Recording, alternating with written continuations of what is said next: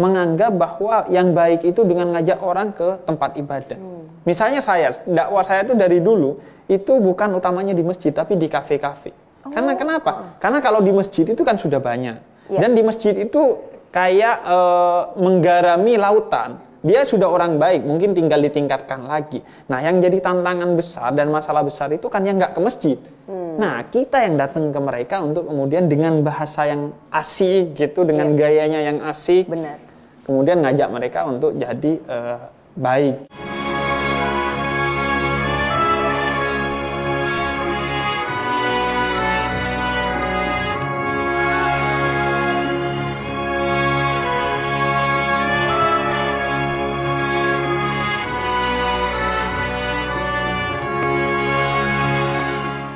Nah, sebagai saudara sesama muslim nih ya, kita kan harus mengingatkan orang untuk bisa di track yang benar gitu ya, track yang hijrah lah yang benar. Gimana tuh caranya untuk bisa ngingetin orang kayak gitu ya, supaya nggak menyinggung gitu kan. Kadang-kadang kan kita sayang banget dia udah baik gitu kan, udah soleha kok balik lagi gitu, jadi nggak baik lagi gitu kan di mata Allah ya, bukan di mata manusia ya gitu. Mengingatkan, padahal kadang-kadang hijrah saya sendiri juga sebagai maksudnya umat muslim mungkin belum tentu sempurna juga gitu. Betul. Gimana tuh caranya tuh? Pertama adalah jangan menganggap seolah kita yang bisa mengubah seseorang. Seolah kita yang memberi hidayah seseorang. Sehingga dengan begitu kita nggak punya beban ketika nasihati orang. Kalau orang yang merasa dia bisa merubah, maka kalau nggak berubah dia ngerasa gagal. Nah, jangan pernah punya perasaan itu. Yang mengubah hati orang, yang mengubah seseorang, yang memberi hidayah adalah Allah Subhanahu wa Ta'ala. Kita hanya wasilah, perantara saja. Karena itu tugas kita hanyalah menyampaikan. Dia ikut atau tidak ikut bukan lagi urusan kita, bukan lagi kewajiban kita. Allah tidak membebani itu kepada kita. Itu yang pertama. Kemudian yang kedua, cara mengajak mereka adalah dengan keteladanan. Ingat, Rasul itu diutus ke muka bumi itu untuk memberi teladan. Kalau kita hanya ngomong, itu sulit akan diikuti. Tapi ketika kita memberikan keteladanan, maka itu akan membuat orang ikut kepada kita. Dan mendoakan juga kali ya? Iya, juga tentu pasti mendoakan dia. Kemudian yang ketiga, menyampaikan kepada dia bil hikmah wal mau'idatil hasanah. Dalam menyampaikan kebaikan itu harus dengan kata-kata yang baik, suara yang lembut, cara-cara yang tidak menyakiti sama sekali diri mereka gitu. Dan yang keempat adalah pelajari apa yang menyebabkan mereka itu seperti itu. Jangan hanya ngeritik, tapi kasih solusi. Dia seperti itu kembali kan pasti ada sebabnya. Betul. Nah, maka carikan solusi agar kemudian dia bisa kembali lagi dengan penuh gitu. Dan jangan berprasangka buruk gitu ya sama orang itu. Iya, pasti berprasangka buruk itu sesuatu yang berbahaya. Hati gitu kan jadinya. Iya, benar-benar. Berbahaya karena kita diajarkan oleh para sufi itu orang-orang yang dekat kepada Allah. Itu bahkan kepada seorang ahli maksiat saja dia itu nggak pernah berprasangka buruk. Dia itu kalau ketemu orang yang muda gitu misalnya, yang lebih muda dari dia langsung bilang, enak ya jadi orang itu, dosanya masih sedikit. Kalau ketemu orang yang lebih tua dari dia, enak ya jadi orang itu, pasti pahalanya lebih banyak dari saya, karena udah hidup lebih lama dari saya. Kalau yang lebih muda pasti lebih sedikit dosanya, karena hidupnya masih lebih sedikit dari saya. Ada satu sufi jalan sama preman. Dia nasihati ini preman. Kamu jangan minum minuman keras, jangan judi. Akhirnya lewat satu pohon dia pisah. Yang sufi lewat kiri, yang preman lewat kanan. 2 detik, 3 detik dia kepisah ya. Pohonnya gede gitu. Dia ketemu lagi. Kemudian sampai di depan dia diem. Terus kata preman, kamu dari tadi ngebacot aja, sekarang kok udah diem aja nih. Kenapa? Kata dia, tadi sebelum lewat pohon, saya melihat dengan mata kepala saya bahwa kamu berjudi, kamu minum minuman keras. Setelah lewat pohon, ada waktu 2 atau 3 detik, saya gak melihat kamu. Dan saya berhusnudzon, berprasangka baik bahwa kamu bertobat kepada Allah dan tobat kamu diterima. Sehingga di mata saya, kamu bukan lagi preman. Ketika ketemu lagi di depan. Jadi memang husnudzon itu sesuatu yang bisa menggerakkan orang menjadi jauh lebih baik lagi, berhijrah dan lain sebagainya bahasanya. Dan justru kalau suudzon itu pasti orang semakin jauh gitu, kalau buruk gitu. Benar. Makanya ada sufi itu, ini sufi juga, malam-malam dia sholat, ada maling dikejar massa, kemudian lompat ke jendela rumah sufi ini. Malingnya aman lah, dia nyumpet di bawah kasurnya, di bawah ranjangnya. Selesai sholat, Sufi ini dedek si maling ini. Wah gimana ya? Hanya selesai sholat, Assalamualaikum. Ada yang ngucapin salam. Wah, langsung Sufinya pergi ke depan. Untung belum ketangkep gua. Ke depan, kata ada tamu ternyata Sufi lain. Katanya ada orang alim, kira-kira imam lah, imam di masjid kampung ini yang wafat malam ini. Nah harus ada penggantinya, subuh harus sudah ada yang ngimamin. Siapa penggantinya nih, orang soleh ini. Kemudian kata dia, oh ada saya. Oh ya sudah, yuk kita pergi ke rumahnya. Loh gak usah, dia ada di sini. Loh di mana? Itu di bawah kasur saya katanya. Maling tadi. Akhirnya maling tadi. Loh, beneran nih, seriusan nih. Ya udah, akhirnya dia justru menjadi seorang yang baik. Karena kenapa? Karena dipercaya bahwa dia bisa berubah jadi lebih baik. Tapi kalau sudah dari awal, wah lu maling lu ini ya, makin jauh dia. Benar. Justru akan dia melihat justru makin trauma kepada agama. Karena kenapa? Ngelihat wajah agama itu buruk sekali. Benar. Bukan agamanya, tapi kita yang membawa agama ini buruk. Benar, gitu. Benar. Jadi harus dengan cara yang lemah lembut dan juga penuh menginspirasi lah ya. Jadi membawa orang itu terbawa lagi ke dalam track yang benar karena emang ingin menjadi lebih baik ke depannya lagi. Jangan sampai kita jadi ngasih yang keras gitu kan, malah bersuuzon sama dia gitu ya. Dan ini juga cari sebabnya, betul. Oh jangan-jangan dia gini karena secara ekonomi misalnya waktu itu terpuruk dan akhirnya kayak Allah gak sayang sama saya nih, akhirnya dia buka kerudung dan lain sebagainya misalnya. Nah kalau gitu maka kita langsung selesaikan juga masalah ekonominya. Jangan hanya bantu solusinya gitu. Makanya misalnya ibadah itu kalau dalam keadaan lapar dan ada makanan itu sebaiknya makan dulu selama waktunya masih ada. Kenapa? Karena itu manusia itu kalau sebabnya dia menjadi masuk ke kemaksiatan tidak diselesaikan, maka dia akan terus berada di kemaksiatan gitu. Gitu. Jadi kita harus cari solusi ya untuk membantu menemukan jalan keluarnya. Oke, Masya Allah ya, langsung dapat pencerahan saya nih. Alhamdulillah. Jadi bisa membantu paling nggak orang-orang sekeliling menjadi lebih baik lagi. Oh ya Bib, alhamdulillah nih ya penonton Cahaya untuk Indonesia tuh Masya Allah sekarang makin banyak. Nah ada penonton yang mau bertanya juga nih Bib. Nah ini dia videonya. Assalamualaikum warahmatullahi wabarakatuh. Saya mau tanya, kalau ada orang yang terus-menerus bilang belum dapat hidayah dan belum tergerakkan hatinya, tapi kalau diajak kajian, diajak ke masjid, itu dia malah gak mau. Nah, langsung ditanya sama penonton nih. Kurang lebih tadi hampir mirip ya, tapi ini bedanya nih orang nih sampai gak mau ke masjid, gak mau sholat, karena katanya belum dapat panggilan, belum dapat callingan gitu. Gitu. Gimana tuh supaya bisa hijrah dan hidup yang lebih baik? Masa harus ditelepon dulu kan gak mungkin kan? Bahaya.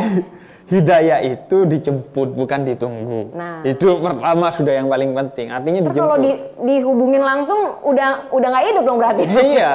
Artinya memang harus dijemput. Kalau nunggu ya sampai kapanpun itu berarti Allah nggak ngelihat kamu punya iktikat untuk mendapatkan hidayah. Benar. Jadi memang harus dijemput.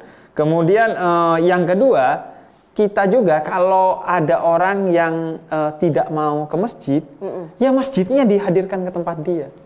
Kenapa? Karena kata Nabi, semua tempat yang digunakan untuk bersujud, kecuali kamar mandi dan kuburan, maka dia adalah masjid. Nah, kalau dia nggak mau ke masjid, ya masjidnya dihadirkan ke dia. Bagaimana? Kita yang datang ke rumahnya. Sholat jamaah. Sholat jamaah di rumahnya, atau bagaimanapun lah. Jangan hanya menganggap bahwa yang baik itu dengan ngajak orang ke tempat ibadah. Misalnya dakwah saya itu dari dulu, itu bukan utamanya di masjid, tapi di kafe-kafe. Karena kenapa? Karena kalau di masjid itu kan sudah banyak. Dan di masjid itu kayak menggarami lautan. Dia sudah orang baik, mungkin tinggal ditingkatkan lagi. Nah, yang jadi tantangan besar dan masalah besar itu kan yang nggak ke masjid. Nah, kita yang datang ke mereka untuk kemudian dengan bahasa yang asik gitu, dengan gayanya yang asik. Benar. Kemudian ngajak mereka untuk jadi baik gitu. Jadi kalau orang nggak mau ikut pengajian, ya kita yang bikin pengajian di rumahnya. Di rumahnya, iya. Jadi kita sebenarnya bukan memaksa ya, jadi mengajak secara halus gitu ya. Iya, gitu. Ya jadi membuat karena gini kata Nabi ketika mengutus Mu'ad bin Jabal ke Yaman untuk berdakwah, kata Nabi sebarkanlah Islam itu dengan kegembiraan. Dengan kegembiraan. Makanya kita yang samperin. Mereka gembiranya sama apa nih? Selama bukan gembiranya dengan hal-hal yang haram, misalnya, saya gembira kalau minum Hammer, ya itu lain lagi. Beda ya. Saya gembira, Bib, kalau nonton stand up comedy. Makanya saya bikin spesial dakwah bersama stand up komedian. Bib, saya gembira kalau dengerin musik. Ya sudah, saya bikin dakwah bersama musisi. Banyak tuh saya berdakwah bersama musisi. Selama nggak haram, maka kita jalankan dakwah itu sesuai dengan mereka sukanya apa. Agar mereka agak ngerasa digurui. Benar. Ketika didakwai gitu, ngerasa musik tiba-tiba hijrah aja kamu. Iya. Jadi dapat inspirasi dan masukan yang emang mereka suka ya. Iya. Lebih cepat masuk gitu Lebih ya. cepat masuk. Masya Allah, luar biasa sekali. Ini jadi dapat lagi nih tips dan trik nih untuk bisa ngajakin orang berhijrah dengan cara yang halus nih dari Habib nih. Nah, masih ada nih Bib yang nanya lagi nih dari penonton yang ada di rumah nih. Kita lihat lagi ya videonya, Bib. Oke. Assalamualaikum, halo Bib, aku mau nanya nih, gimana ya kalau misalkan kita terjebak dalam lingkungan yang mana orang-orangnya tuh tidak suka dengan orang yang berhijrah. Kayak misalkan kan suka dicelutukan tuh, nggak asik nih, atau misalkan so alim lah. Nah itu gimana ya caranya kita mengatasi situasi tersebut? Terima kasih, Assalamualaikum warahmatullahi wabarakatuh. Nah, pertanyaannya menarik nih. Mungkin buat orang yang baru berhijrah ini mungkin kayaknya apa ya? Curhatan yang terdalam nih. Jadi kan biasanya kan orang berhijrah itu mungkin dari satu lingkungan yang kurang baik ya, Bib ya biasanya ya. Tiba-tiba dia jadi berhijrah, jadi baik. Nah, udah gitu kan di satu lingkungan tuh biasanya ada yang nggak suka nih karena kok jadinya jadi baik sih nih orang. Jadi nggak asik lagi lah ibaratnya, nggak bisa gaul bareng lagi, diajak ke sini udah nggak mau, diajak ke situ udah nggak mau, maunya yang alim-alim aja deh, yang baik-baik aja gitu, pengajian aja atau apa. Nah itu menanggapi orang-orang yang toksik gini nih, yang kesel sama orang yang jadi lebih baik tuh gimana nih, Bib nih? Ya, yang pertama kita sendiri itu kan kita nggak mungkin bisa ngurusin keselnya orang. Yang bisa kita lakukan adalah diri kita sendiri. Pertama adalah kita jangan jadi kaku gitu kalau udah hijrah. Kadang kan gitu ya, jadinya jadi kayak kaku, minder gitu. Kayaknya nggak nyaman jadi nih. Jadi kaku, gitu. Jadi seolah-olah ibadah hanya di masjid gitu. Jadikanlah bahwa ibadah itu di mana aja. Nongkrong bisa jadi ibadah asalkan yang diomongin yang baik-baik gitu kan. Benar. Nah kemudian yang kedua, menanggapi orang seperti itu jangan kita tinggalkan. Kita memang diperintahkan oleh Nabi untuk kumpul bersama orang-orang yang baik. Tapi kita juga tidak diperbolehkan meninggalkan orang yang buruk kalau kita bisa mewarnai mereka. Kita itu disuruh kumpul dengan orang baik dalam konteks agar diwarnai oleh orang-orang yang baik itu. Tapi kita tetap kumpul dengan orang yang tidak baik dalam konteks mewarnai mereka agar juga menjadi baik. Kemudian yang ketiga, ya sabarnya kita itu harus jauh lebih tinggi dari dia. Karena kita kan yang sudah hijrah. Jadi kita harus memiliki kesabaran yang jauh lebih tinggi. Ini menurut saya penting sekali. Karena kenapa? Karena Allah katakan dalam Al-Quran bahwa orang-orang yang sabar itu dari kalangan Nabi dan Rasul itu yang diangkat menjadi pemimpin oleh Allah. Masya Allah. Kemudian sabar itu yang melipat gandakan pahala kita. Kemudian Allah katakan Allah bersama orang-orang yang sabar. Bahkan Allah katakan Allah bersama orang-orang yang sabar. Sehingga kesabaran itu menjadi sangat mulia di sisi Allah. Nabi Nuh aja 950 tahun berdakwah, dapat 40-an orang. 950 tahun. Cuma baru dapat 40. Masya Allah. Gimana sabarnya itu kan berarti. Jadi ya. Memang kesabaran kita harus jauh di atas dia gitu. Artinya ya kita yang nelan ludah terus gitu. Oh ya udah gitu. Betul. Dan di Quran kan dijelaskan laqad ja'akum rasulun min anfusikum azizun 'alaihi ma anittum harisun 'alaikum bil mu'minina raufur rahim. Nabi itu sangat ingin kamu menjadi baik dan memikirkan berbagai cara agar kamu bisa jadi baik. Nah jadilah seperti Nabi, cari cara-cara kreatif, berbagai cara, gak bisa dengan ini cari dengan cara itu, berbagai cara yang kreatif dan benar dan baik untuk kemudian mengajak orang menjadi lebih baik. Artinya kita yang ngalah dan kreatif gitu, gimana ngubahnya jadi lebih baik gitu. Masya Allah. Jadi hijrah itu belum tentu diterima baik, tapi mempunyai akhir yang baik insya Allah ya. Udah pasti itu malah, bukan insya Allah. Udah pasti. Dan udah pasti rumusnya di Quran, idza ja'al haq wa dhahaqal batil. Kalau cahaya datang, kegelapan pasti akan pergi. Betul. Jadi kalau dalam ibarat kata dalam pertarungan nih, pasti yang menang itu cahaya. Betul. Jadi kita yang baik ini harus pede gitu ketika bersama mereka. Benar. Karena banyak yang minder justru yang baik kan. Biasanya di tongkrongan itu yang minder justru yang baik gitu. Kebalik ya. Kebalik. Harusnya kita yang menerangi mereka ya, benar. Kita harusnya yang pede harusnya. Tapi kita juga makanya jangan kaku-kaku gitu. Jadi santai aja gitu. Makanya kayak saya gitu. Ngobrol ya udah kayak ayat Quran, hadis Nabi itu saya sampaikan biasanya dengan bahasa-bahasa mereka. Allah bilang tuh, gua ini sangat cinta pada lo. Ini padahal saya lagi nyampein hadis gitu, tapi disampaikan dengan gaya yang gitu-gitu aja sih, biar mereka juga nyaman, nggak ngerasa. Karena pernah saya tuh di tongkrongan gitu, kalau Allah Ta'ala fil Qur'anil Karim, kata dia, wah, gua berasa diru'yah kata dia. karena padahal hanya karena dibacakan pakai bahasa Arab. Benar. Kalau memang itu akan jadi kendala, ya udah kita sampaikan aja, ngobrol aja dengan dia, pakai Quran, pakai hadis, tapi seolah-olah ngobrol. Karena generasi sekarang itu kayaknya lebih suka POV ketimbang dalil, point of view. Yang penting dia ngerasa, wah point of view-nya dapet nih, gua banget nih. Dia pasti akan ikut kita. Iya, Masya Allah ya, luar biasa sekali ya. Jadi emang ya maksudnya kita juga berbuat baik itu kan sebenarnya untuk diri kita sendiri nantinya kan, menebar pahala untuk nantinya di mata Allah tuh kita sudah membantu agama Allah kan. Jadi kita percaya diri aja, nggak perlu ngerasa minder atau ngerasa nggak nyaman gitu kan ya. Masya Allah, Bib, luar biasa sekali jawabannya. Mudah-mudahan juga bermanfaat buat yang udah nanya di rumah. Sudah terjawab semua pertanyaannya dan insya Allah menjadi lebih baik pastinya untuk kita semua. Nah, ternyata setiap orang tuh punya kesempatan yang sama untuk berhijrah ya. Prosesnya pasti tidak nyaman.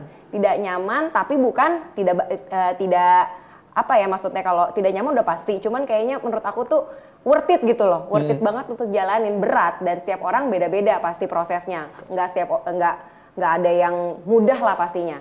Nah, semoga kita tidak menjadi orang yang membanding-bandingkan hijrahnya seseorang. Nah, baik, terima kasih untuk penonton yang ada di sini, yang ada di rumah, dan juga terima kasih terutama untuk Habib yang sudah memberikan banyak sekali pencerahan pada hari ini. Mudah-mudahan kita semua tercerahkan.